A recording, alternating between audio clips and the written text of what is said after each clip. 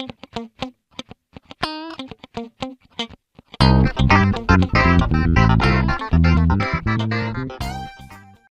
tal? ¿Cómo están? Buenas tardes. Bueno, muy contentos de tenerlos nuevamente en este tercer encuentro del ciclo de problemáticas digitales de niños, niñas y adolescentes.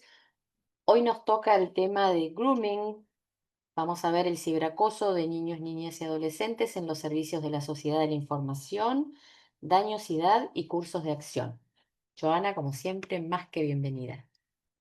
Muchísimas gracias, Irene. Muy bienvenidos a todos los que se han conectado en el día de la fecha. Y como bien les anunciaba Irene, vamos a estar cerrando este ciclo con una temática más que interesante, que es la temática de grooming, con varios aspectos que completan justamente aquellas cuestiones que vienen, que venimos obviamente reflexionando y problematizando en materia de niños, niñas, adolescentes y servicios de la sociedad de la información.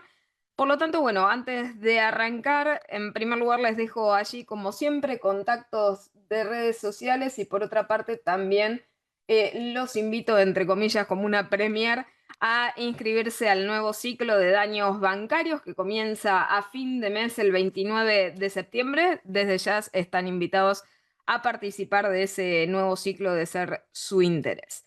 Arrancamos entonces con la conferencia, con la charla del día de la fecha sobre la temática grooming, el ciberacoso de niños, niñas y adolescentes en los servicios de la sociedad de la información, dañosidad y cursos de acción.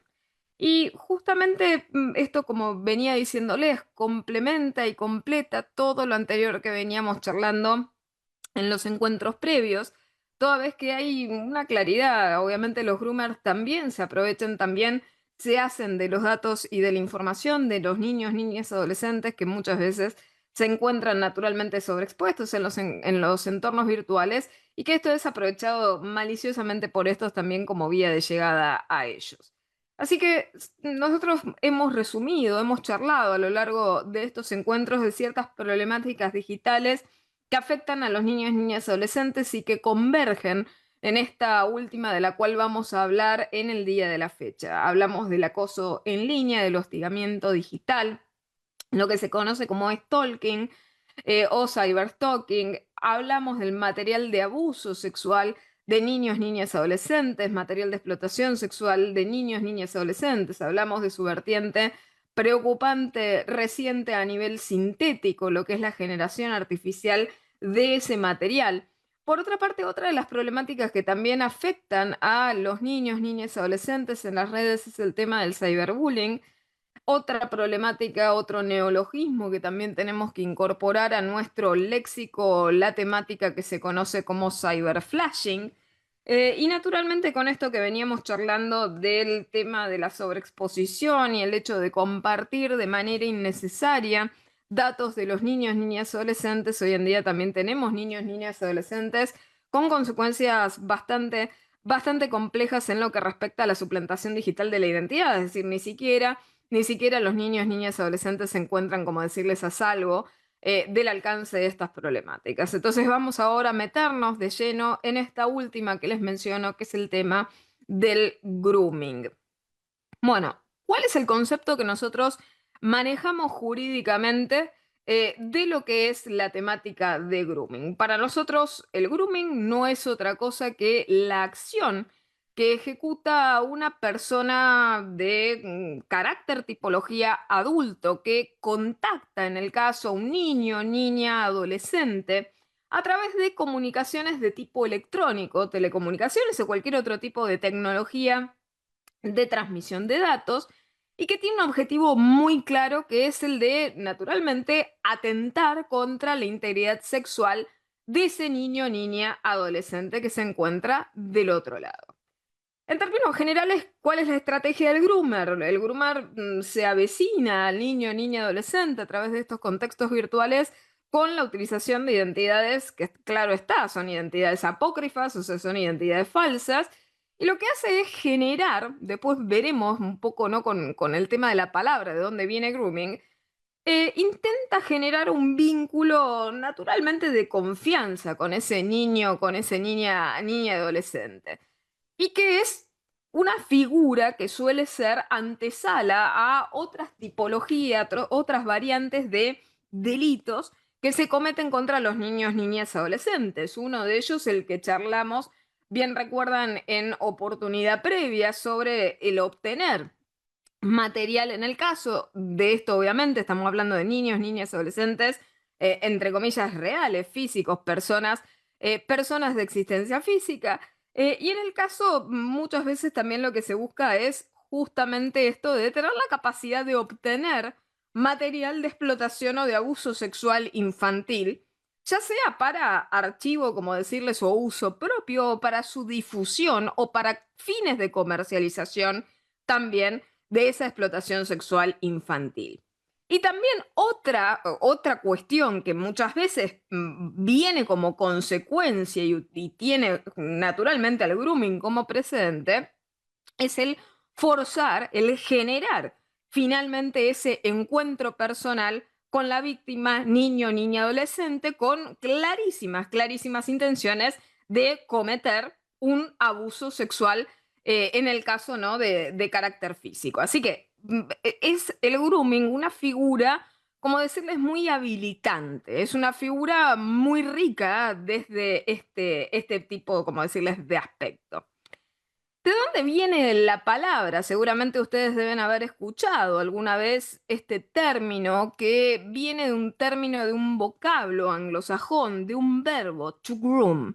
¿Qué es to groom? Bueno, la preparación, el acicalamiento de algo. Y en este sentido, cuando nos genera esta, como decirles, esta acción, en definitiva, lo que se busca es el socavamiento moral o psicológico en el caso de la víctima. En el caso de ese niño, niña, adolescente, lo que se está naturalmente persiguiendo es encontrar, como decirles, esa rajadura, resquebrajar psicológicamente a esa víctima para conseguir, en el caso, el control emocional de la víctima y lograr luego, teniendo naturalmente ese control, lograr finalmente un abuso sexual contra la víctima.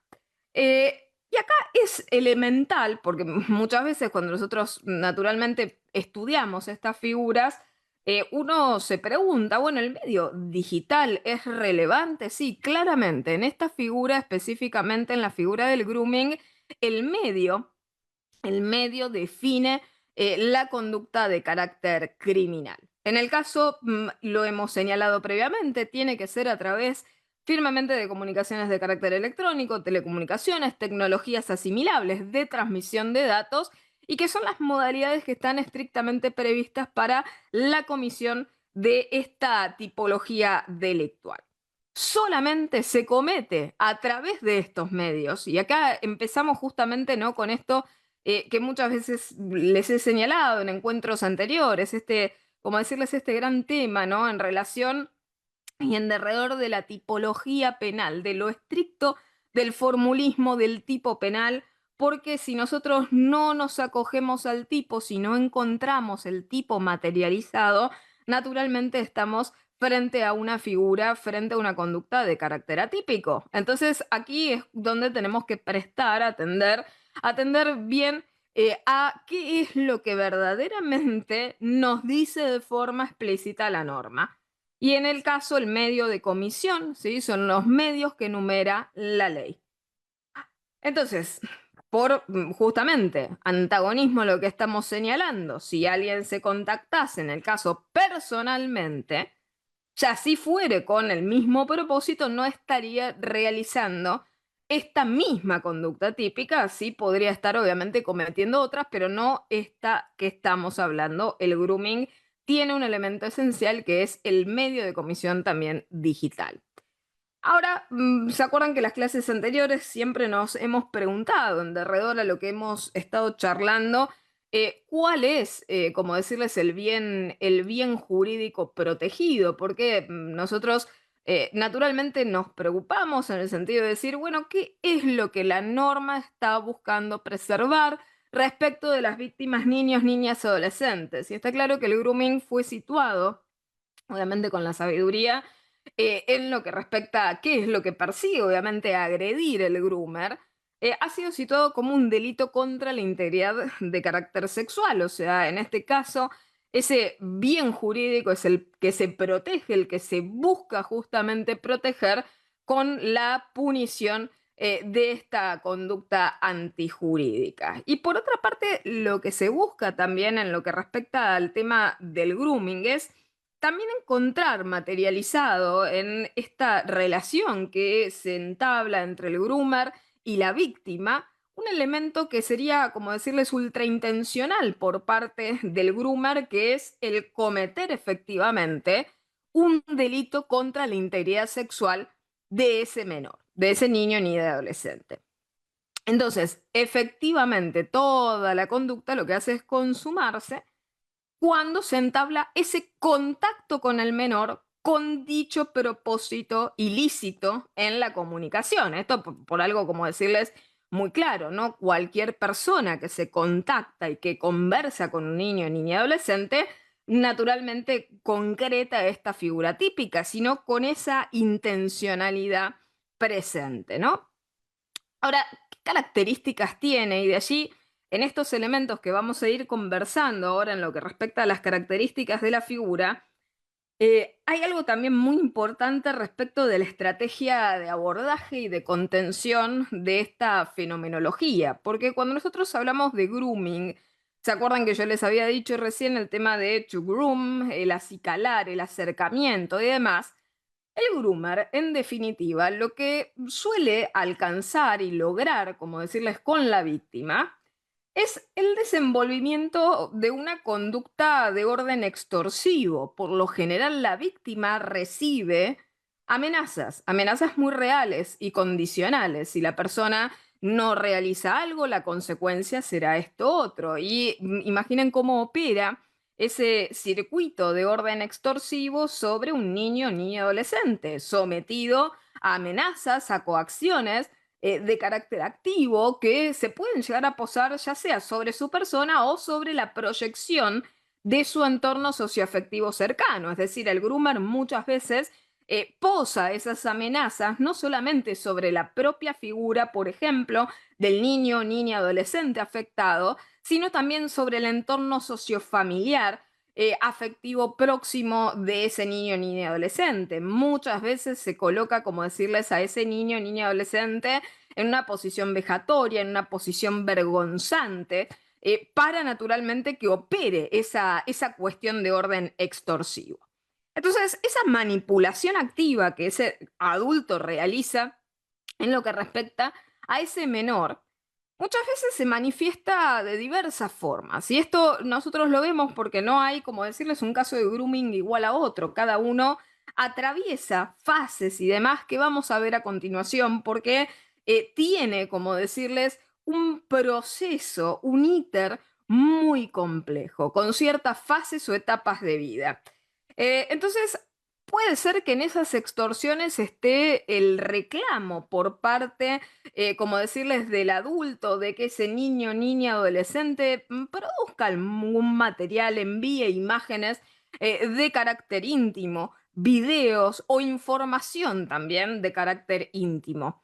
Por otra parte, también existen otros niveles y cuando la relación naturalmente se profundiza, tal vez niveles mayores de atrevimientos en los cuales directamente lo que se procura es concretar un acercamiento en persona a ese niño o niña adolescente, lo cual sabemos naturalmente por toda la casuística que tiene esta figura de que estos encuentros lo que procuran es la derivación en un abuso sexual y hasta también en el delito, obviamente, de trata. Es decir, cuando al niño o niña adolescente se lo termina cosificando, naturalmente las vías y los finales tétricos pueden ser variados, ¿no?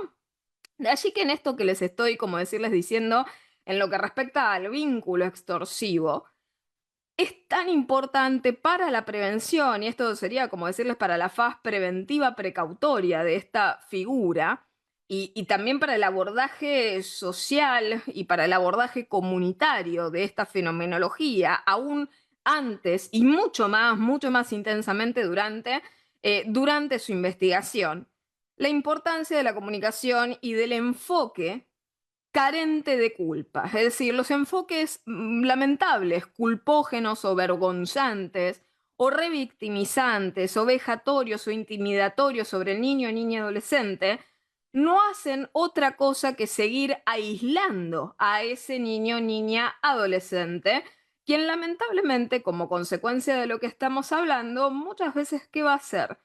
Va a adoptar o bien posturas defensivas o bien va a retasear, como decirles, la información, o bien va a sesgar lo que dice por miedo a las represalias que pueda llegar a sufrir. Y este es el tema, lo importante en todo esto es una comunicación lisa, llana, libre de culpas, libre de vergüenzas, para que el niño o niña adolescente tenga naturalmente la capacidad de expresarse y también la capacidad de informar del modo más rico posible respecto de aquella situación en la cual fue y sufrió como víctima, ¿no? Entonces, proseguimos, ¿no? En, como decirles, en las características de esta figura. Y quiero naturalmente detenerme en esto que yo les decía, el grooming tiene fases, tiene etapas, tiene un ciclo de vida muy rico. Y este es el gran tema en lo que respecta a su investigación y también en la responsabilidad que recae. Esto sin perjuicio de que naturalmente no se puede, como decirles, responsabilizar a las víctimas, pero sí deberíamos culturizar de manera muy activa y con estímulos muy positivos respecto del deber de denuncia. ¿Y esto porque, como les comento, y ahora vamos a expandir este tema a continuación, de que el grooming tiene etapas, tiene fases, tiene, como decirles, un ciclo de vida? El tema es que el groomer no suele tener una única y exclusiva y excluyente víctima. Por lo tanto, los groomers suelen tener múltiples cantidades de víctimas. Y en este sentido, cada una de las víctimas puede encontrarse en una fase de esa manipulación, de ese vínculo extorsivo, en algún estadio diverso de su propia evolución. Por lo tanto, cada vez que una denuncia pone un alto a cualquiera de las acciones que está realizando, desarrollando un groomer, se interrumpen todas estas diversas fases extorsivas respecto de una multiplicidad de víctimas que podemos estar desconociendo. Y que son aquellas víctimas que tal vez todavía no hablaron, todavía no dieron cuenta del vínculo extorsivo, todavía no tienen apoyo, todavía no denuncian porque no se han dado cuenta tal vez que son víctimas de ello, o porque no tienen un entorno socioafectivo familiar que les ha permitido de alguna forma evacuar esas dudas, esas consultas, esa situación en su núcleo interfamiliar. Entonces, lo importante de esto es que cuando alguien denuncia, está rescatando a todas las otras víctimas que todavía en este proceso no han tenido voz. Y esto es muy, muy, muy relevante, porque la cantidad de víctimas que muchas veces suelen tener en paralelo los groomers son realmente cifras muy importantes, y aquí estamos hablando de rescatar directamente, salvar infancias. Es decir, con una interrupción logramos tal vez salvar a 30 niños, niñas, adolescentes que todavía no han tenido la oportunidad de salvarse por sí mismos. Entonces, ¿cuáles son esas fases que les venía contando en la relación justamente, ¿no?, de ese niño, niña, adolescente y en el caso del abusador? Y estas fases son también las que les ofrece al abusador el preparar a ese niño, niña, adolescente para aquello que está buscando cometer. Es decir, para que progresivamente vaya cediendo, aceptando, asumiendo, como decirles, el abuso. Y por otra parte, que también le sirven al groomer para adoptar una cierta posición de dominación respecto de ese niño, niña, adolescente, ¿para evitar qué? Para evitar la denuncia, para evitar la detección, para evitar que ese niño, niña, adolescente acuse la situación y la calle. Entonces, este proceso que les voy a comentar es considerado como una característica de lo que es el abuso sexual infantil. Esta serie de fases sucesivas son totalmente características de lo que es el abuso sexual infantil. Esto primero, ¿qué atraviesa? Atraviesa una fase, como les decía, bueno, de amistad, de cercanía, ¿no? De acicalamiento, ¿no? Y entonces en esa faz de amistad se entabla naturalmente esa, como decirles, esa relación. Y esa relación empieza a crecer. Y en ese crecimiento, en la segunda faz, lo que hace es tomar un contacto más cercano, es decir, empezar a tener conocimiento recíproco respecto de los gustos, las preferencias, tener la confianza de la víctima. Una vez que ya se recopila esa información, imagínense en relación a todos los encuentros previos que hemos compartido, ¿no?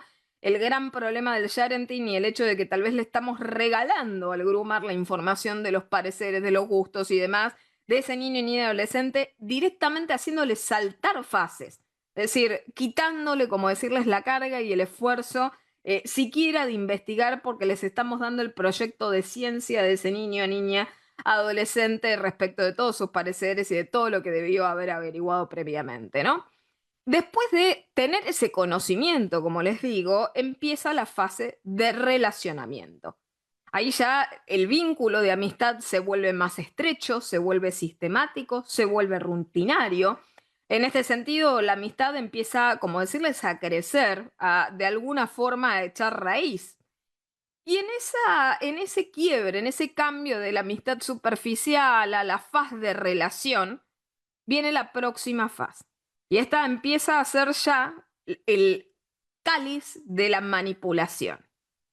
Empieza a consolidarse esa relación. ¿Y cómo consolidamos los humanos las relaciones? Con confianza, mostrando cada vez grados mayores de confianza.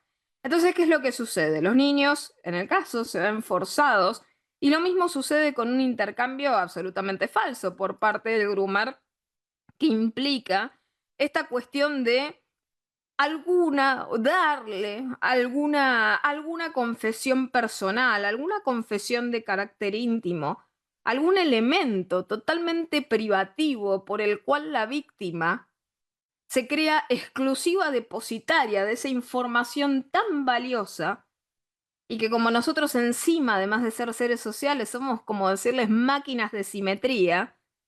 ¿Qué hacemos? Y bueno, cuando recibimos algo preciado, muchas veces por empatía buscamos de alguna forma balancear esa confianza que se nos ha tenido. Entonces la víctima también se ve presionada en esa manipulación a compartir también algo preciado sea lo que fuere, ¿sí? Aquí podemos estar hablando, ¿no? De confesiones de índole personalísimo, de índole romántico, de índole intrafamiliar, de lo que fuera.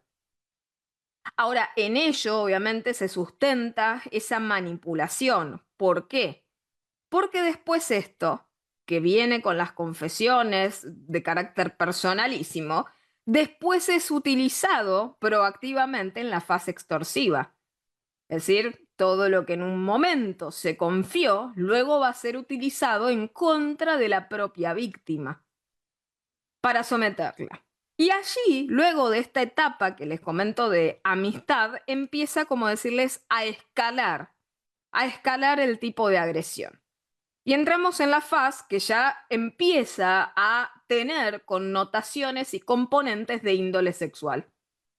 Y es ahí donde la relación empieza a tomar, como decirles, un atrevimiento y por otra parte, de alguna forma, un tono romántico, sexual, erótico, que no lo tenía en su origen, donde al principio naturalmente lo que se buscaba era ganar la confianza del niño o niña adolescente. Esto está claro que como estamos hablando de abuso sexual infantil, del otro lado, es muy posible, más allá de toda la sexualización o la hipersexualización que hoy en día asistimos y que vemos que afecta a la niñez, lo que también nosotros vemos muy en claro es que los niños, niñas, adolescentes siguen siendo niños, niñas, adolescentes. Por lo tanto, cuando en los casos de fenómeno de grooming estamos arribando justamente a esta problemática, a esta etapa que justamente les estoy señalando, del otro lado no tenemos a alguien preparado para ello o alguien con el suficiente grado de madurez como para de alguna forma atravesar un diálogo con componentes de estas características. Y por lo tanto empieza a sentirse allí respecto de la víctima esa violencia, esa agresión total, abusiva, de orden sexual a su niñez. Entonces, en ese componente sexual, muchas veces, obviamente, el groomer lo que exige es, bueno, la participación de ese niño, niña, adolescente en actos de naturaleza sexual. Esto es, compartir un diálogo subido de tono, que luego pasa al intercambio de fotografías, puede ser al intercambio de videos, puede ser cámara en vivo, puede ser diálogo, llamado telefónico, etc. En este sentido, también el diálogo naturalmente extorsivo coloca en el niño o niña adolescente una presión adicional, es decir, el niño o niña adolescente que tal vez pueda llegar a mostrarse de algún modo reticente, es empujado a través de medidas de manipulación activa sobre el mismo, y si estas no bastan, ¿qué es lo que se logra? La extorsión. Y acá pasamos ya a una vez que nosotros vemos el desenvolvimiento de esta faz de intercambio, ya el groomer tiene todo lo que tiene que tener en sus manos. Esto en términos extorsivos en materia de datos, que tiene información de carácter íntimo, de carácter privado, tiene material de contenido, por ejemplo, sexual, ¿y qué es lo que puede hacer? Sin perjuicio de lo que haga punto y aparte con todo este contenido, respecto de la víctima, tiene más que suficiente para extorsionarla. Y esto tomémoslo justamente con muchísimo cuidado. ¿Por qué? Porque en la faz de extorsión, bien la situación puede de alguna forma seguir prosperando hacia las próximas etapas que les voy a comentar. Pero recordemos también que la psiquis de un niño o niña adolescente no necesariamente es el elemento más fortalecido que contamos. Entonces, en esa etapa extorsiva, bien puede existir el mismo efecto que surge en relación a la estabilidad, a la integridad psicofísica de los niños, niñas, adolescentes sometidos a maniobras, por ejemplo, de bullying o de ciberbullying.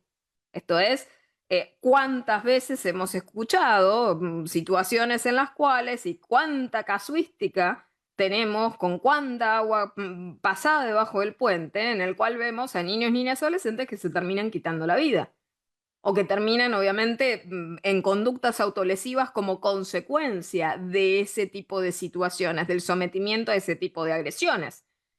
Entonces la etapa extorsiva es una etapa que hasta la víctima, entre comillas, debe superar, es decir, debe aprender a coexistir con ella y, entre comillas, seguir superando. Así que no es fácil.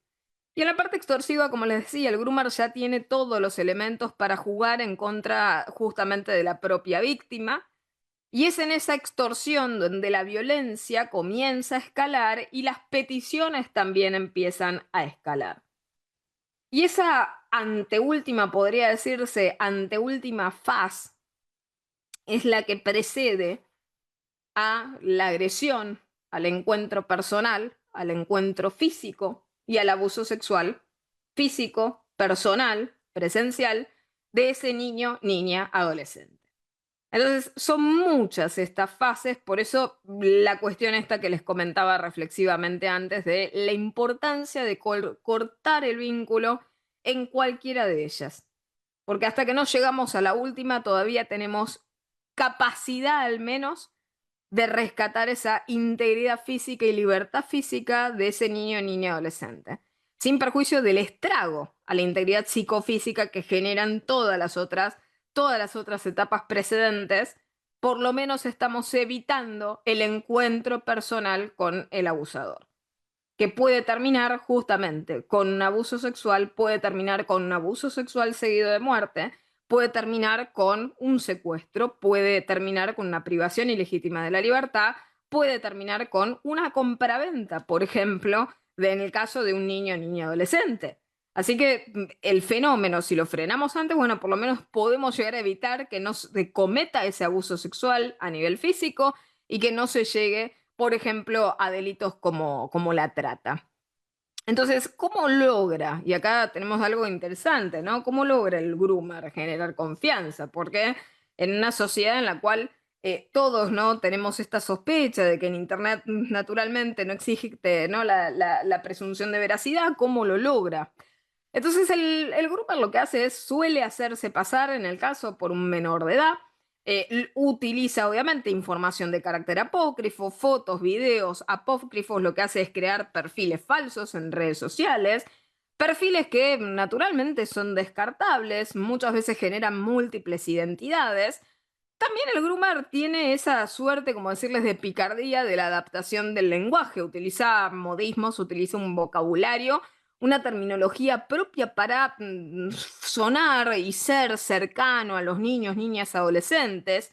Y en este sentido aprovecha explotativamente toda la información que obtenga de esos niños, niñas, adolescentes, y establece amistad, como les digo, no solamente en las redes sociales, porque uno tal vez la problemática la ve con más insistencia en redes sociales, pero también hoy en día tenemos, por ejemplo, los juegos en línea. Los niños, niñas, adolescentes utilizan muchísimo y participan con juegos en línea, y juegos en línea en los que conversan, chatean y demás.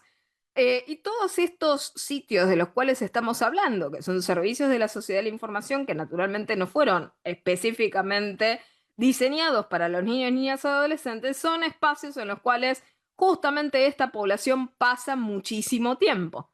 Y el tiempo es lo que se utiliza, lo que el agresor utiliza para el fortalecimiento del vínculo. Cuanto más tiempo, más fortalecido será justamente el vínculo, más confianza va a lograr con esa víctima. Entonces, ¿qué es lo que le suelen decir a los padres, ¿no? En el caso con el tema de grooming, ¿qué es lo que nosotros escuchamos que se suele recomendar?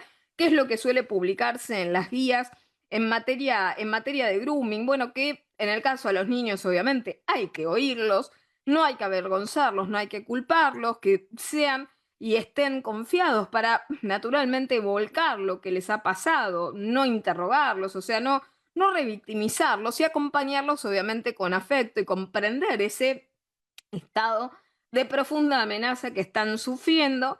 Y por otra parte, buscar activamente, como decirles, apoyo profesional para darles toda la contención necesaria. Ahora bien, respecto de nuestra vereda, la denuncia del hecho, hay que recolectar, esto es una cuestión ya informática forense, hay que recopilar toda la información posible, realizar la denuncia. Nosotros bien sabemos, como todo ciberdelito, realizar la denuncia, si se puede, en la fiscalía más cercana, si se puede, en fiscalías especializadas. Y lo mismo, ¿no? Realizar la denuncia, si se puede, asistido, en el caso por un abogado, también asistido de modos, ¿no? Informáticos forenses. ¿Por qué? Y bueno, porque muchas veces los padres, a veces en la desesperación, suelen borrar contenido, o manipulando el contenido echan a perder o interfieren en la comunicación con el groomer. Muchos casos hemos visto, en el caso casuística, ¿no? De padres que se han hecho pasar por el niño, niña, adolescente para continuar en contacto con el groomer, y terminan obviamente agrediendo al groomer cuando procuran un encuentro físico, y terminan siendo también denunciados por las lesiones que hubieran provocado. Entonces, aquí tenemos toda la cuestión forense, la no interferencia con el evento, guardar las conversaciones, guardar las imágenes, guardar todo, descargar, tener backups de las mismas, revisar todos los dispositivos en búsqueda justamente, ¿no? De ese material, cambiar también y empezar a limpiar, no todas las claves de acceso, porque tampoco sabemos si ese niño, niña, adolescente tuvo acceso a alguna clave, compartió algún acceso a alguna clave. Entonces ahí tenemos también el problema de que el groomer no sea alguien que también tenga acceso remoto a algún dispositivo, alguna cuenta o lo que fuera de ese niño, niña, adolescente, o mismo del entorno socioafectivo cercano, ¿no? Y por otra parte, también empezar a revisar cuáles son los contactos, cuáles son las redes de conocidos respecto del niño, niño, adolescente, y tomar de algún modo, como se le dice, el grip, la sartén por el mango a la privacidad de los niños, niñas, adolescentes. En el caso, por ejemplo, si el vector fueron las redes sociales, en todos los entornos digitales donde se mueven los niños, niñas y adolescentes. Y canales de denuncia, simplemente por un tema informativo, no voy a perder tiempo en ello, en su lectura, se los voy a colocar sí aquí por el chat. A ver, aguarden un segundito.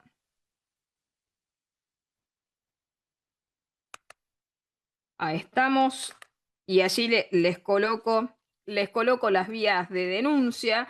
En el ámbito de la Ciudad Autónoma de Buenos Aires tenemos fiscalía, también tenemos unidad especializada en materia de ciberdelincuencia, también tenemos el área de cibercrimen de la Policía Metropolitana, también tenemos la división de delitos cibernéticos contra la niñez y la adolescencia de la Policía Federal Argentina. También tenemos en el caso Ministerio Público Fiscal de lo que es la Ciudad Autónoma de Buenos Aires, la unidad especializada.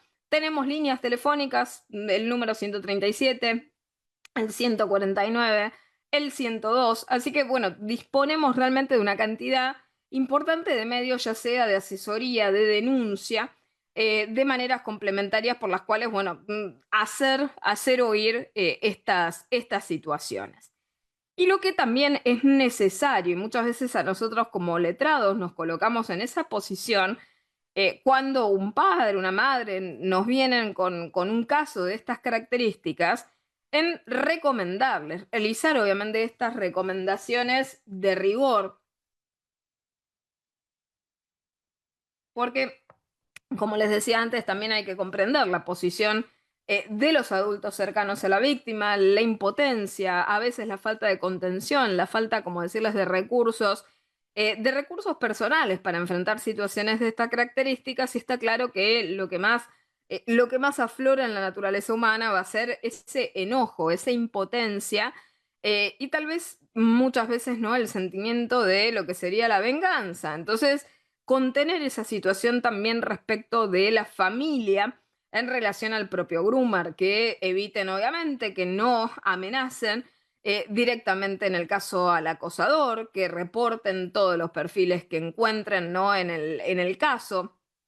Por otra parte, denunciar naturalmente al acosador con toda la información que se contenga, y pedir asesoría legal. O sea, siempre, siempre en todos estos procesos lo mejor, naturalmente, es el asesoramiento, el acompañamiento. Sí, allí en el caso o sea, de lo que es la designación de abogado del niño, si es que existiera justamente la necesidad de algún interés, como decirles, contrariado en relación a los padres y ese niño, en el caso naturalmente sí, y siempre, siempre, siempre todas las medidas de apoyo necesarias y de contención al niño, niña, adolescente en relación a la situación desde la perspectiva, como decirles, afectiva, que le hace atravesar este proceso, porque también piensen que en el caso de los niños, niñas y adolescentes, cuando se judicializa un caso de estos y cuando se efectúan naturalmente las investigaciones, eh, el proceso, sin perjuicio de que lo que busca y lo que persigue es dar justicia, está claro que muchas veces existe una suerte de revictimización, así fuera indirecta, de ese niño, niña, adolescente, porque ya el solo hecho de volver a transitar verbalizando el abuso atravesado por ese niño, niña, adolescente, la situación extorsiva, genera cuadro angustioso respecto de ese niño, niña, adolescente. Es prácticamente, como decirles, para mí, a mi criterio, inevitable la revictimización por el solo hecho de volver a hacer pasar, en el caso, ¿no?, la cuestión. No habría que evitar, a ver, en el caso no hay que evitar la judicialización, o sea, no hay que evitar jamás la judicialización o el encubrimiento de situaciones de estas características. Estamos hablando de un delito penado por el Código Penal, así que no podemos hablar, como decirles, para evitar absolutamente nada. Es inevitable, se ha cometido el tipo y por lo tanto lo que tiene que hacer es investigarse y lo que tiene que hacerse es que no quede impune y, como les digo, debe denunciarse porque no solamente vamos a estar luchando por esa víctima, sino por una multiplicidad de voces silentes que van a estar por detrás también víctimas que no han podido hablar en ese caso concreto todavía, ¿no? ¿Y cuáles los antecedentes y el contexto normativo? Justamente porque estamos ya, como decirles, condenados a la judicialización, o sea, hay que hacerlo. Argentina, en el caso en lo que respecta, como decirles, a lo que ha sido la adhesión Sí, perdón, María Soledad, sí, totalmente. Se debe estar escuchando en el caso de la Provenza, de lo que es. Se utiliza cámara Gesell, lo que les digo es, sin perjuicio de ello, más allá de todos los cuidados que se tengan, el revisitar los lugares y las situaciones de abuso que atraviesa un niño o niño adolescente, y lo mismo también en el caso de adultos, más allá de que no se utilicen el mismo tipo de técnicas o el mismo tipo de diálogo, no sea tan cuidado o con tantos recursos, la realidad es que siempre, siempre el hacer pasar a la víctima por esos sitios comunes resulta lesivo, resulta siempre, ¿no?, en algún grado revictimizante. Nuestro país se ha inclinado en pos de lo que ha sido la adopción y la punición de estas conductas. Nosotros adaptamos nuestra regulación de orden penal con nuestra ley conocida de delitos informáticos porque naturalmente tuvimos que adaptar por nuestra orientación o familiaridad con el convenio de Budapest, al que después finalmente terminamos adhiriendo, como les comentara, allá por el año 2017. Y la realidad es que, bueno, nosotros adecuamos ese espíritu porque había que normalizar los elementos del derecho penal interno, y también tuvimos, como decirles, un intento de introducción de esta figura en nuestra codificación penal en un proyecto que se presentó en el año 2010, que ustedes después pueden, si quieren, buscar específicamente el texto de este proyecto y por otra parte los argumentos que ha tenido, que fueron finalmente tenidos en cuenta para cómo se ha ido retocando de algún modo, ¿no?, esa narrativa en las discusiones parlamentarias posteriores, por la cual finalmente no se termina aprobando e incorporando en el caso a nuestra codificación penal el texto tal cual del actual artículo 131. Entonces, ¿cuáles fueron los antecedentes o los motivos que llevaron a la sanción de esta tipificación de lo que es el groomer? Bueno, está claro, en primer lugar, la protección integral de los menores. Por otra parte, también el tema de las posibilidades del autor respecto de la llegada a esos niños, niñas, adolescentes en estos contextos, entornos virtuales, la necesidad de tener una legislación, y acá van a venir las críticas posteriores que haremos, la necesidad de una legislación clara que no deje márgenes de impunidad. ¿Por qué? Y bueno, porque nos ponemos a pensar en relación a pautas, como decirles, de orden interpretativo, y podemos encontrarnos con esta cuestión de, bueno, si el tipo no es perfecto, podemos tener problemas claros, ¿no?, a la hora del abordaje y de la tipificación de la conducta. Y por otra parte, el hecho de la realidad de la captación de los menores a través de estas relaciones de confianza y el daño psicológico que esto genera y el riesgo que se posa sobre las infancias. Entonces nosotros finalmente y por suerte incorporamos en el año 2013 con nuestra ley de grooming 26.904 finalmente el artículo 131 del Código Penal, y aquí se los voy a leer porque tenemos que sustentar en esta redacción, para que la tengan presente, las críticas y las cuestiones que apuntaré un poquito más adelante. Nos dice con precisión, dice, será penado con prisión de 6 meses a 4 años el que, por medio de comunicaciones electrónicas, telecomunicaciones y cualquier otra tecnología de transmisión de datos, contactare a una persona menor de edad con el propósito de cometer cualquier delito contra la integridad sexual de la misma. Así que, primer tema, ¿no? Primer defecto de esta exteriorización del tipo. Lo dijimos desde el primer momento. ¿Qué características tiene que tener aquel que ejerce la acción del ciberacoso? Y está claro que debe ser un adulto. Aquí la codificación lo que dice es vagamente una figura, es el qué. Y esto no refiere específicamente en el caso a personas adultas, y esto lo que lamentablemente permite es la sobretipificación. Cuando nosotros tenemos definiciones de características vagas, o sea, tenemos estos defectos de técnica legislativa, surgen justamente las dificultades en materia de investigación. Y esto nos lleva al próximo peldaño. ¿Por qué? Porque, bueno, nosotros veníamos del tema estamos hablando de un sujeto adulto y que figura muchas veces, que es atípica, se la confunde mucho y muchas veces también se la suele mencionar a la hora de hablar de la temática de grooming sin serlo, que es el tema tal cual lo han dicho ustedes en el chat, el sexting. Ese es el gran problema. ¿Por qué? Y bueno, porque como nosotros no tenemos bien redactado el tipo, grooming es delito, no hay dudas. El sexting no es otra cosa que una forma de exteriorizar la libertad de expresión sexual, romántica, erótica, consensual a través de medios digitales. No son términos intercambiables, no son prácticas intercambiables o directamente sinonímicas. El grooming es sin dudas una práctica abusiva, es un delito justamente, como decirles, penado, como lo hemos charlado, así que no, volviendo sobre la conducta, cómo evitar la judicialización, ¿no? Una vez que está hecho, no podemos evitar lo inevitable. Pero en el caso del sexting, que es otra cosa, o sea, refiere a un intercambio de carácter volitivo, que es consentido, ¿no? Por forma multimedial, de carácter sexual.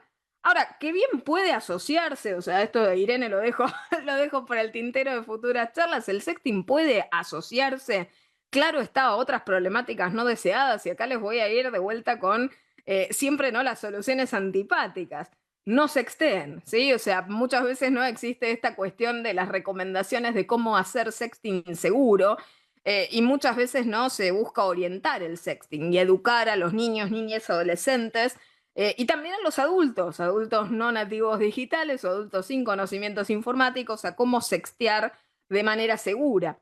Pero lo cierto es que no existe, como decirles, manera segura cuando lo que estamos haciendo es perder la guarda física de los datos. Así que no hay manera de orientar adecuadamente el sexting si es que esa información, ese dato, esa imagen, ese video cae en las manos equivocadas, ¿no?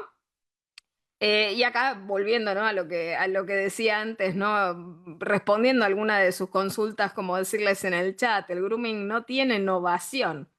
El grooming es y va a morir delito, va a morir como ciberdelito.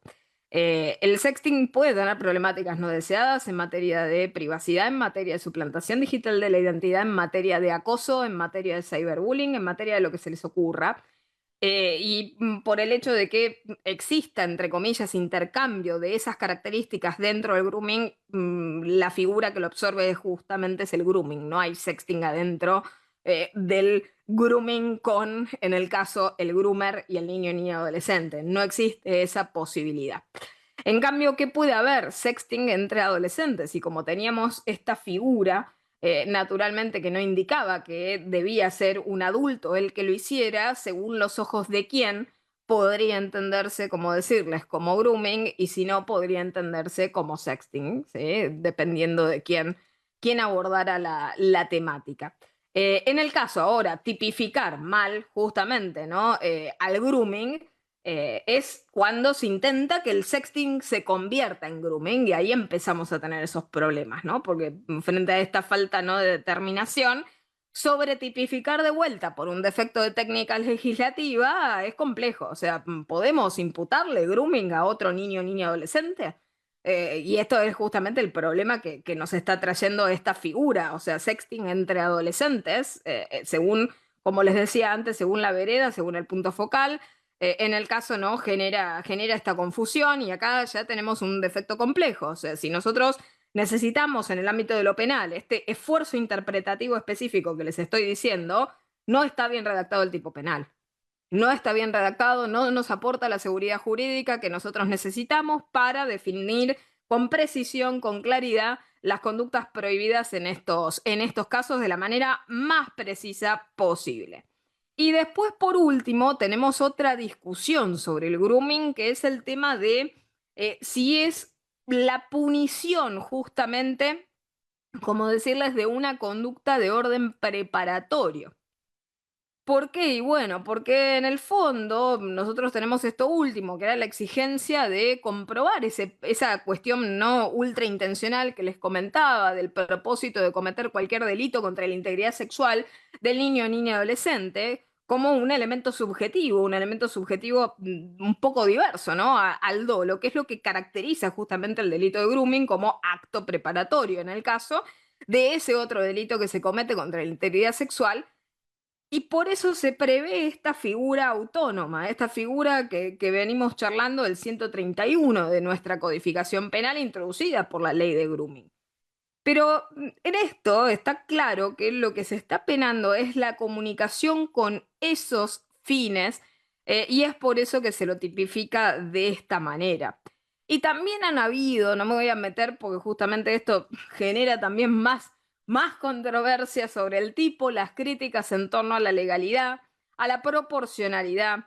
Así, en el caso, ¿no? La punición del delito de grooming genera la introducción de un tipo de peligro abstracto por el tema de simplemente, ¿no? la comunicación con el niño o niña adolescente.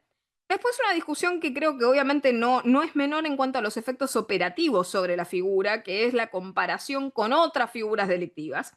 Más allá de la cuestión del debate más teórico sobre si es preparatorio o no es preparatorio, ¿no? Sobre la naturaleza como delito preparatorio, lo que sí creo que es complejo, al menos, es el tema de la comparativa con otros ilícitos.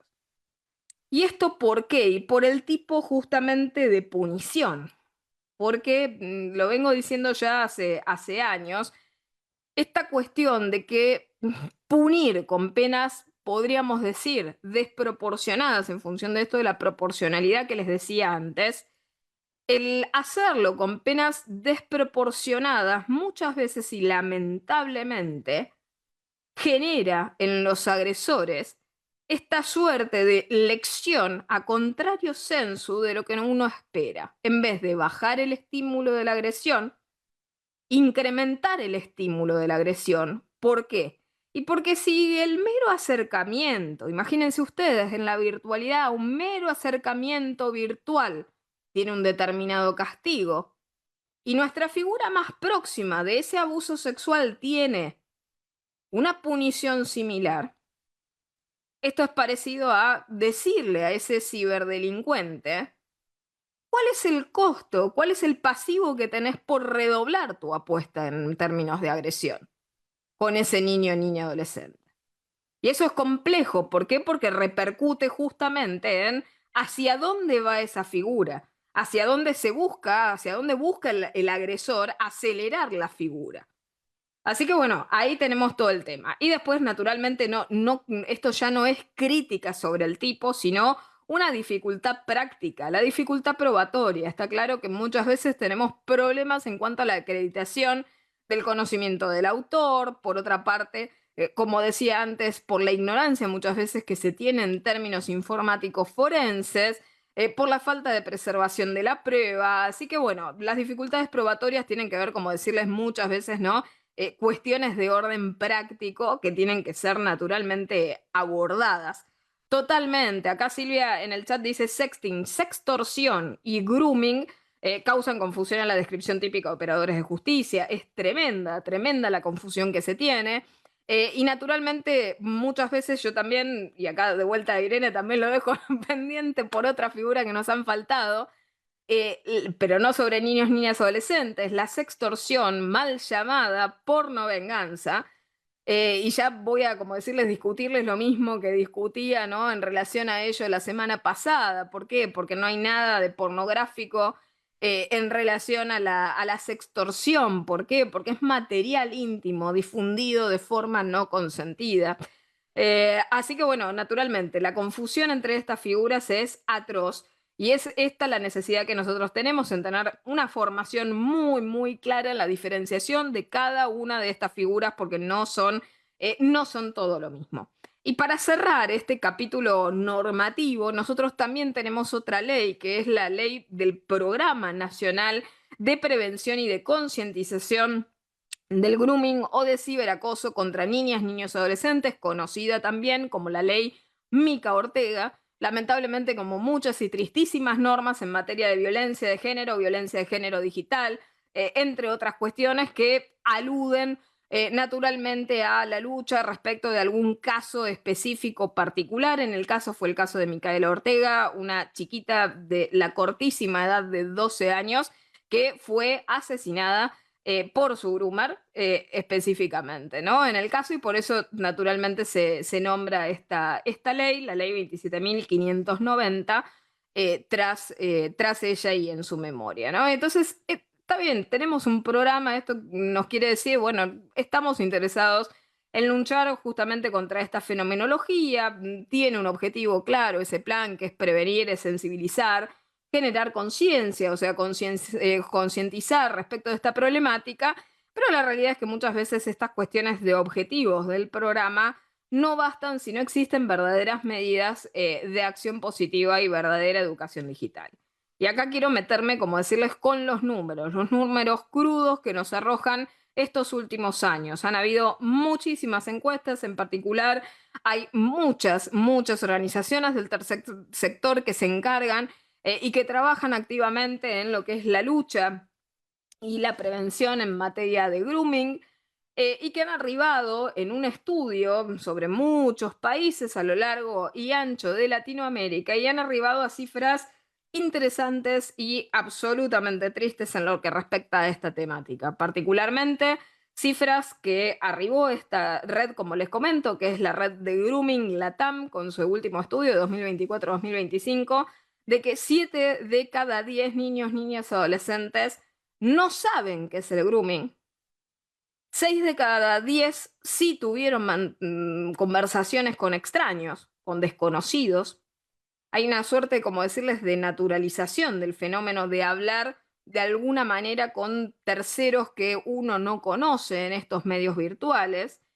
Y encima tenemos el otro fenómeno, el acceso temprano a la tecnología. Particularmente en el caso, contaban que 63% de los niños, niñas y adolescentes encuestados habían logrado acceder al primer celular a los 9 años o más, ¿no? O sea, es una barrera muy corta de edad. Un casi, o sea, 28% lo hizo antes de los 9. Y solamente tenemos, como decirles, un 9 a salvo de las comunicaciones solamente de telefonía móvil, ¿sí? No estamos hablando de no acceso a computador, no acceso a ordenador. 9% solamente declaró no tener móvil. Y después también tenemos el problema de la hiperconectividad. O sea, está claro que esto está causando estragos respecto de la juventud, pero esto en relación justamente a lo que veníamos charlando del fenómeno del grooming, ¿se acuerdan que yo decía? Bueno, para mantener el vínculo exclusivo con el niño adolescente, cuanto más tiempo mejor. Y en el caso de los chicos pasan un promedio de 3 a 6 horas. 3 a 6 horas conectado, 3 a 6 horas, un promedio regional es este del que le estoy hablando. Y la masividad de uso de muchísimas aplicaciones y muchísimas plataformas, entre las que conocemos, ¿sí? WhatsApp, TikTok, Instagram, Facebook, YouTube. Y hay otros tipos de plataformas de nicho que también tienen, como decirles, problemáticas o riesgos específicos, lo cual se suma particularmente el tema de los juegos. O sea, los niños, niñas, adolescentes también, justamente, también hacen uso de estos entornos de juegos virtuales que ofrecen también esas facilidades de conectarse, de mostrarse, de filmarse, de hablar, y que encima recopilan una cantidad groserísima de datos, metadatos, de toda tipología y hasta biométricos de esos niños, ¿no? Y encima tenemos este tema, ¿no? De la violencia. También en todos estos contextos y entornos virtuales de los que venimos hablando, hay una suerte de naturalización de las agresiones, y lo vemos desde muchos y muy diversos frentes, y lo hemos un poco comentado al pasar en los encuentros previos. Primero, son entornos muy cargados de violencia simbólica, de violencia explícita, de violencia para la cual los niños, niñas, adolescentes no están preparados. Por otra parte, también tenemos una suerte de naturalización de ciertas conductas, y acá nos metemos con las cuestiones de incitación en el caso a la violencia, a las conductas autolesivas, Seguramente ustedes deben haber oído hablar de los challenges, ¿no? Los retos viralizados en Internet a través de las redes sociales. Y en este sentido, una cantidad muy importante de niños, niñas, adolescentes han participado activamente. ¿Por qué? Y porque tienen altísimo engagement este tipo de retos y que han participado con riesgo a sus vidas. Hemos visto muchísima casuística a lo largo de los últimos años de niños o niñas adolescentes fallecidos como consecuencia de su participación en alguno de estos desafíos, ¿no? Y en este sentido, esa sobreexposición, esa victimización y esa normalización lleva también a la normalización de algunas prácticas que son harto riesgosas. La normalización también de la sexualización en estos entornos también predispone justamente a las víctimas a naturalizar de alguna manera la llegada de esos abusos de los cuales veníamos hablando. Por lo tanto, es complejo, ¿no? Y después tenemos una proyección futura del fenómeno del cual nosotros estamos hablando. Y voy a comentarlo específicamente con un caso y conectando con dos de los ciclos que hemos dado previamente con microjuris, que los pueden encontrar en el repositorio de doctrina virtual, que es el tema de la inteligencia artificial. Primer problema futuro en materia de grooming, la adecuación a la tecnología, y por otra parte que la gente desconoce la norma. ¿Sí? Acá ya salimos del estudio este estadístico que les comentaba y nos metemos en este tema de la inteligencia artificial y el grooming, la intersección de estas dos cosas, ¿no? ¿Y esto por qué? Porque muchas veces cuando uno asiste, ¿no? a cuestiones y también a novedades en el ámbito de la informática forense, uno festeja algunas cosas, algunos hitos, ¿no? Luego de tanta crítica que hemos compartido en materia de los desastres y errores que hace la inteligencia artificial, uno a veces ve con ojos esperanzadores, bueno, al fin la inteligencia artificial tiene algo bueno para aportarle a nuestro mundo. Y en el caso es la utilización de técnicas de inteligencia artificial, el uso de algoritmos contra la lucha hacia la erradicación y la mitigación del fenómeno del grooming a través de la detección temprana. ¿Por qué? Y bueno, porque nosotros a través del uso de algoritmos, ya sea en redes sociales, en contextos de juegos, podemos utilizar esos algoritmos para la detección de carácter temprano, justamente de comportamientos, de patrones sospechosos en plataformas digitales y analizar esos patrones que son característicos del grooming. Y esto a los efectos de qué? Y bueno, desarrollar filtros que permitan bloquear de manera automática todo este tipo, como decirles, de comportamientos y de patrones detectados. Hasta allí festejamos y nos tranquilizamos. El tema es que del mismo modo que en materia de investigación se está utilizando la inteligencia artificial, son también los groomers los que están utilizando inteligencia artificial para llegar a los niños, niñas, adolescentes. Entonces, no todo lo que brilla es oro. La inteligencia artificial también está siendo utilizada en contra de las propias víctimas. ¿Y esto por qué? Y bueno, porque puede facilitarles el acceso. ¿Se acuerdan que la semana pasada charlamos de generación sintética?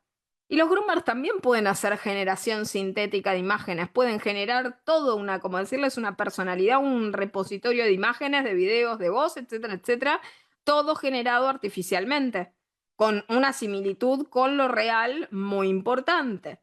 Entonces, esto facilita que se presente con identidades falsas, que parezcan más confiables, que tengan más historial, que logren simular mejor ser esa persona que está buscando, obviamente, atacar a esa víctima.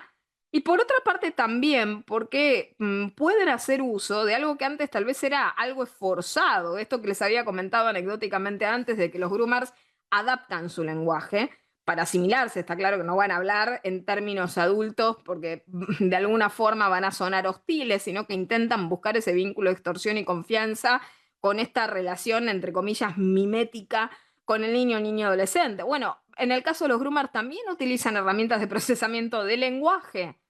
¿Para qué? Y bueno, para adquirir esas expresiones, para poder utilizar, implementar esas expresiones, esas palabras, ese lenguaje que utilizan los jóvenes para hacer que esos mensajes que brindan sean genuinos, que sean amigables. Entonces, por un lado, sí, ahí tenemos el problema. Utilizan estas herramientas, las utilizan con estos fines, Y también las utilizan para la explotación analítica de las redes. ¿Para qué? Para, bueno, entender más los gustos de las víctimas. Es decir, para tener una visión mucho más omnisciente del patrón de comportamiento que se logra a través del análisis explotativo del perfil de la víctima. Y eso es muy, muy complejo, porque se meten justamente de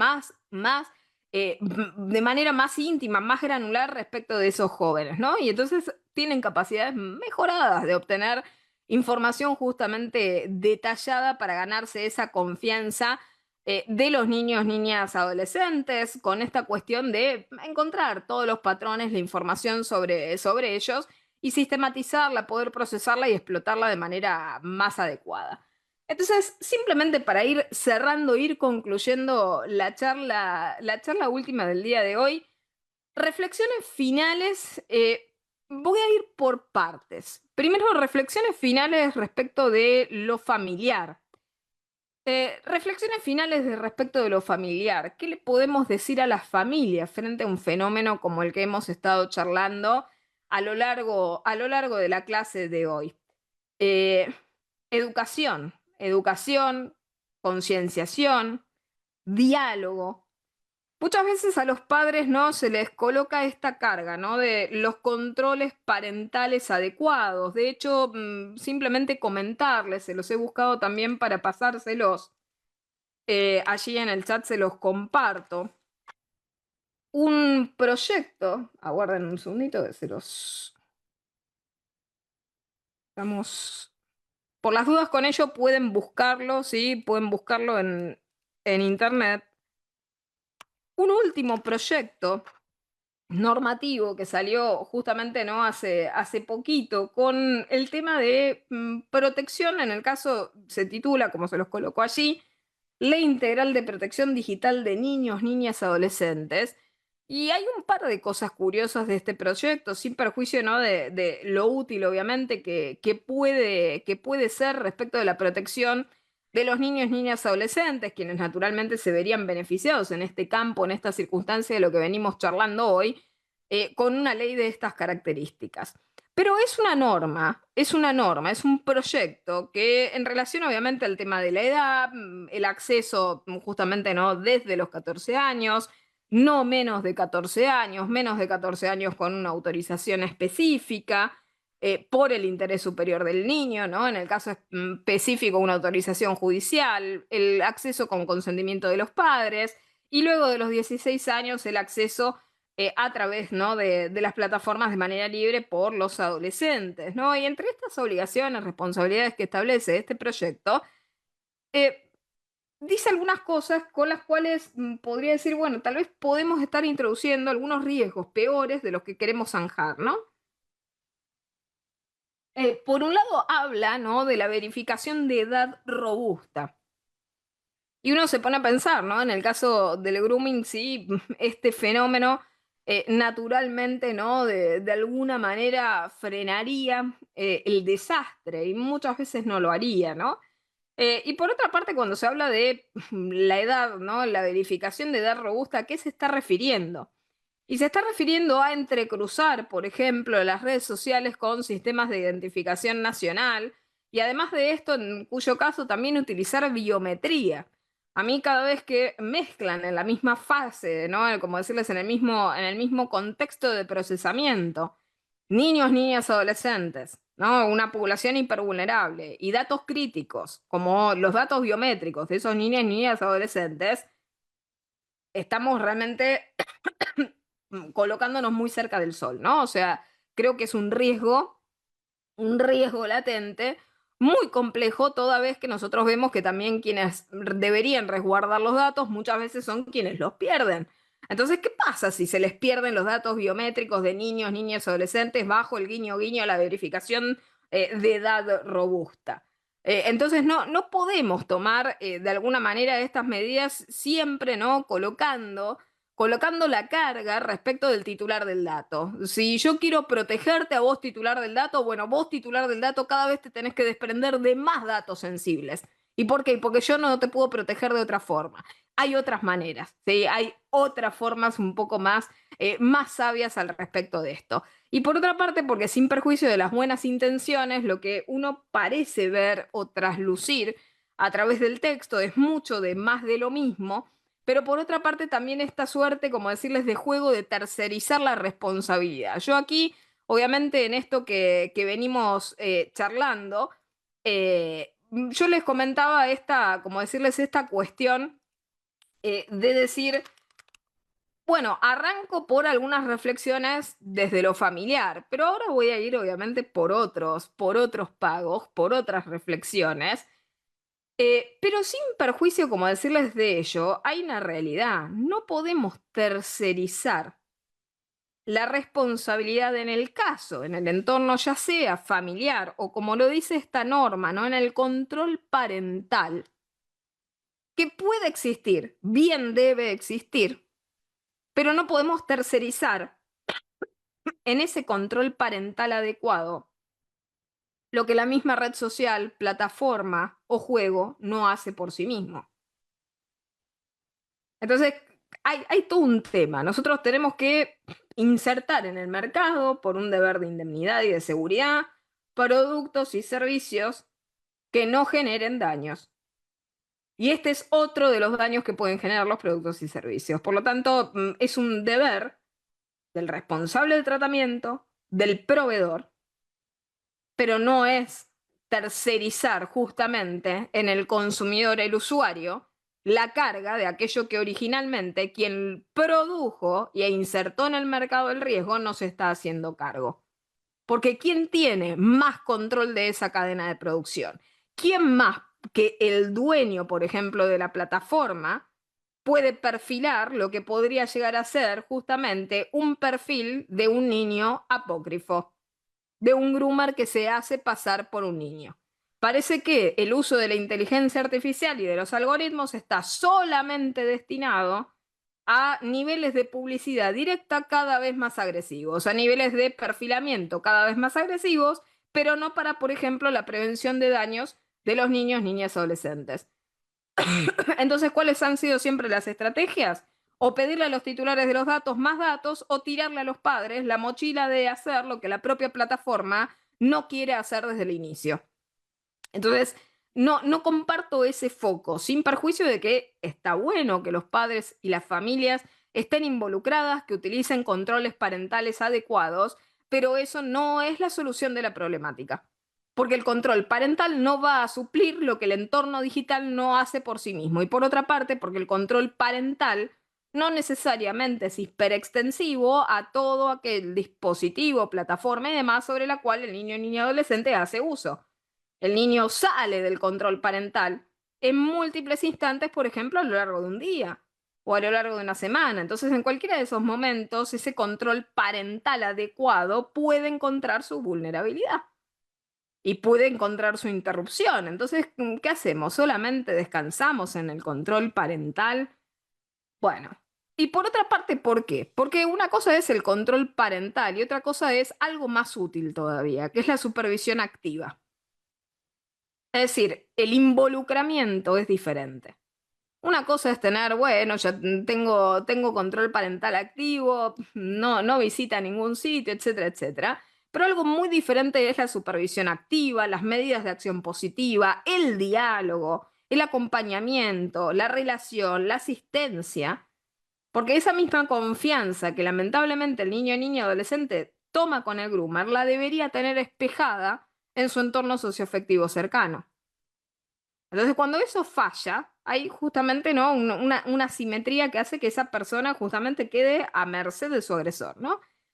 Y por otra parte, que cuando ocurre algo, como les digo, el acompañamiento sea no culpógeno, que no sea revictimizante, que no sea intimidatorio, que no muestre una suerte de castigo o represalia por lo que hizo ese niño, niña, adolescente, que no muestre enojo, que no muestre resentimiento.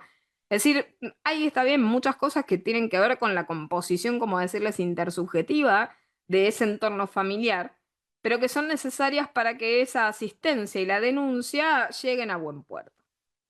Y pasamos al otro entorno, que creo que tal vez es hasta más responsable, ¿no?, que esta cuestión de lo familiar por la exposición permanente, desde lo educativo, en todos los niveles educativos, en todos los niveles formativos. Esto es capacitación, formación, no solamente de los niños, niñas, adolescentes, sino de los formadores, de los capacitadores, de los educadores. En el caso que haya concienciación también en este nivel, que haya también diálogo en los espacios escolares. Y tiene, tal cual como dicen allí en el chat, charlas informativas, pero no se trata de la charla informativa. Aquí ya tenemos siempre, como decirles, el enfoque del evento excepcional. No es un evento excepcional, esto tiene que estar naturalizado. La educación y la autodefensa digital no puede ser la charla especial que tuvimos una vez en el año. Tiene que ser una materia. Tiene que ser una materia, tiene que ser permanente, porque el hábito se construye a través de la costumbre. Y si los chicos no tienen costumbres de autodefensa digital, no las van a asimilar de manera refleja. Entonces, el problema de esto es que sí, bueno, todo bien. En el sistema educativo tenemos una campaña de concientización. ¿Y cuándo ocurre? Y bueno, una vez cada año. Una vez cada año tenemos una charla especial. Y justamente en ese sentido, una sola vez no va a generar hábito. Y hay que ejemplificar y hay que contener. Y esto tiene que ver también de vuelta con la diferencia entre tercerizo y vuelco la información en los niños, niñas, adolescentes una sola vez y espero que con ello hagan magia. Y algo diferente es contener con supervisión activa de manera permanente. Ejemplificar, apoyar y educar de manera permanente. Y aquí pasamos a, creo que justamente, ¿no?, donde sí tiene que estar el tema. Porque de vuelta nosotros atomizamos para partir la problemática y para liberarnos de responsabilidades y atomizamos en las familias, atomizamos en los colegios y la realidad es que tiene que venir desde lo estatal. Primero, reformas legislativas. ¿Qué necesitamos? Perfeccionar la tipificación de estos comportamientos. Hemos, a lo largo de la charla de hoy, visto un montón de observaciones respecto de cómo se encuentra tipificada esta figura que merece justamente ser corregida, ser adecuada para que no ocurran estas cosas que comentaba y que también obviamente ustedes en el chat acompañaron. Hay que regular también el tema del acceso por edad, pero regular el acceso por edad, no tal vez como este proyecto que dice, bueno, escalemos en la criticidad de los datos que pedimos, sino escalar en la metodología, una metodología cada vez más fina. Que también existan mayores controles, que se investiguen estas temáticas y por otra parte también que se desarrollen en el ámbito de los aspectos forenses, porque ahí justamente no lo mencionaban en el chat antes, las cuestiones de las competencias investigativas en el informático forense. Que estas cuestiones no caigan en la impunidad por no saber cómo investigar estas temáticas. Que existan redes de acompañamiento, de asistencia, de asesoría, lo mencionábamos antes, en relación al apoyo del niño también con una asistencia legal especializada para la contención de esa problemática. Por otra parte, también propender colectivamente a esa contención, a esa protección de las infancias, ¿a través de qué? Y bueno, educación digital, autodefensa digital y prevención. Y por otra parte, un deber que el Estado no tiene que seguir de alguna forma eludiendo, que es la sanción, el control y auditoría a los intermediarios, a las plataformas, a las redes sociales, a los juegos. Porque en el caso hay una responsabilidad objetiva. Esto de lo que estamos hablando es notorio. Y la indiferencia es notoria y grave. Y es pasible de hasta lo que diríamos en consumidor, de lo que sería la aplicación de daños punitivos, porque se nota un gravísimo menosprecio a los derechos humanos de los niños, niñas, adolescentes involucrados. Está claro que las plataformas tienen capacidades justamente de contención de estas temáticas, tienen recursos propios que los mismos recursos explotativos, analíticos en materia de datos que utilizan para hacer llegar su publicidad puedan hacerlo para prevenir y contener esta problemática.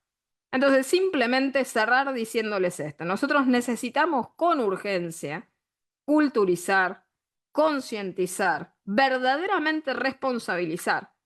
Responsabilizar a los grandes que están dejando pasar este fenómeno. Porque no se trata solamente de la víctima que habilita y el padre que no supervisa, no, no. la plataforma es un lugar objetivamente inseguro.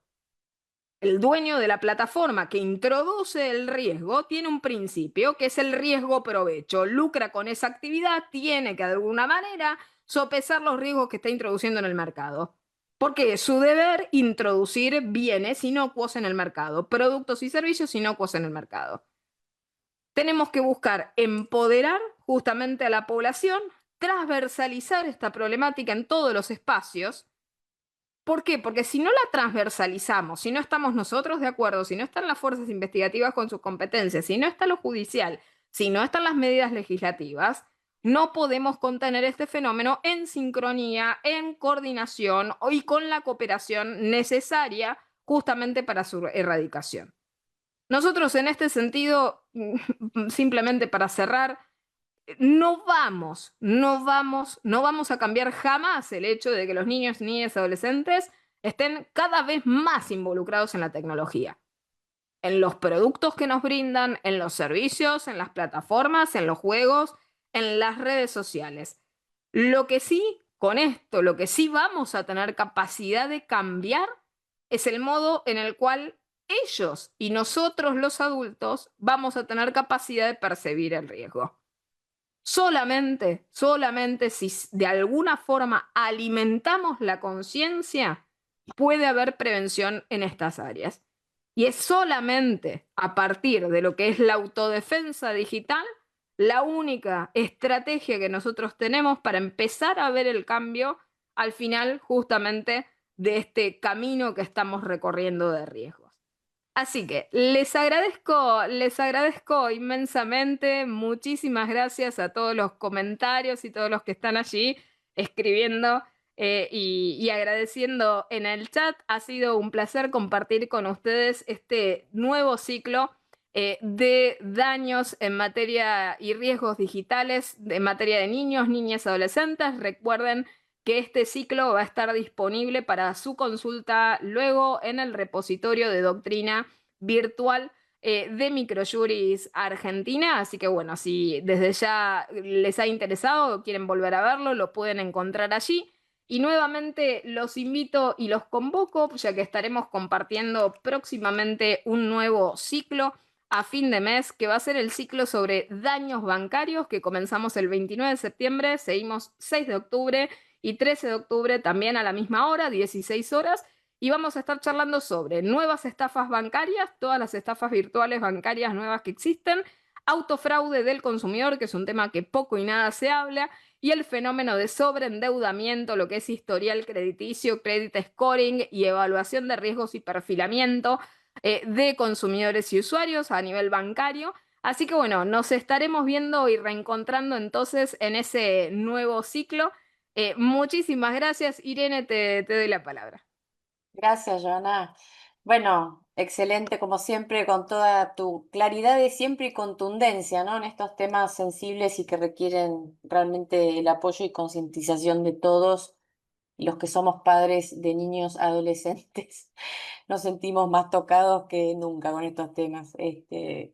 Como que todo lo que uno hace parece insuficiente, ¿no? Pero bueno, está muy bien esta concientización de la que hablas, que creo que es sumamente necesaria. Gracias por habernos acompañado en estos 3 encuentros de este ciclo que culmina hoy. Como bien dijo Joana, nos reencontramos con Joana a fin de mes en daños bancarios. Pero bueno, tenemos un montón de charlas más y masterclass, así que si quieren entrar a mirar en nuestra tienda, que ahora les pongo si quieren acá eh, la dirección, tienda Microyuri, búsquenla porque ahora no me acuerdo bien el link, pero Ahí coloqué Irene, ay, ahí lo gracias, coloqué. Joana, gracias. No, Y por favor. gracias también a Moisés, que siempre nos acompaña ayudándonos a pasar links, que pasó el proyecto con el link completo para que puedan entrar a mirarlo, el proyecto que mencionaste. Y ahí también puso el de tienda, es divino. Moisés, no sé, te voy a tener que sumar al equipo de Microyuri, porque ya casi que es mi mano derecha. Ahí tienen todas las masterclass, bueno, y nuestros cursos también en vivo y on demand. Gracias, nos reencontramos prontito. Gracias, Joana, como siempre. Chao, hasta luego, un saludo grande, que estén Chau, bien. chau. Chao.